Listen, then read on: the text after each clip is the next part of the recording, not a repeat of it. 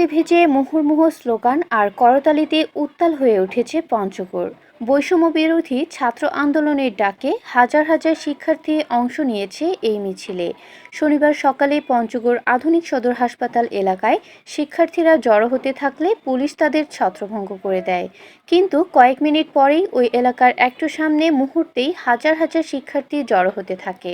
পরে তারা মহাসড়কে মিছিল নিয়ে চৌরঙ্গী কেন্দ্রীয় শহীদ মিনারের সামনে অবস্থান নেয়। তারা রাস্তা অবরোধ করে সমাবেশ শুরু করে। সমাবেশে বহু সংখ্যক নারী শিক্ষার্থী অংশ নেয়। সমাবেশে শিক্ষক, আইনজীবী, সাংস্কৃতিক কর্মীরা বক্তব্য রাখেন। এ সময় রাস্তার দুপাশেই যান চলাচল বন্ধ হয়ে যায়। সমাবেশে অভিভাবক, শিক্ষক, সাংস্কৃতিক কর্মীসহ সর্বস্তরের জনতা অংশ নেয়। অনেক অভিভাবক তাদের সন্তানদের সাথে এসেছেন। অনেকে সন্তানদের আন্দোলনে কাজ করার জন্য উৎসাহ দিচ্ছেন। শিক্ষার্থীদের মুহুর্মুহু করতালি আর স্লোগানে মুখরিত হয়ে ওঠে চৌরঙ্গী চত্বর। শিক্ষার্থীরা এ সময় বলেন, আগামীকাল থেকে অসহযোগ আন্দোলন।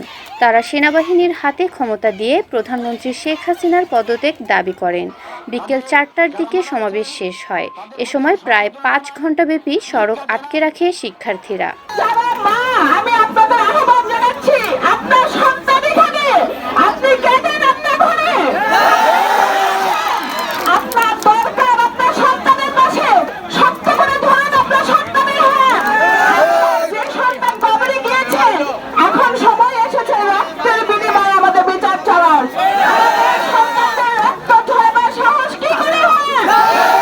রক্ত ঝরবে? আমরা কি অন্যায় করেছি? আমার সন্তান কি অন্যায় করেছে? সরকার হত্যাকাণ্ড চলেছে, হত্যাকাণ্ডের বিচার চাই, সরকারের পদত্যাগ চাই,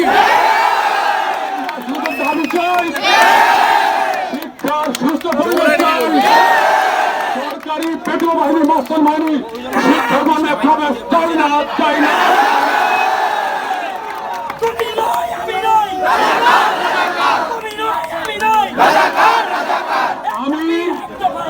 আমি আর বলবো না। আমি কালকে বিশেষ কারণে পারিবারিক কাজ পত্র করে এসেছি, সংবাদ জানানো এসেছি। আপনারা শান্তি শৃঙ্খলা আন্দোলন করুন, ইনশাল্লাহ দাবি আমাদের হবে।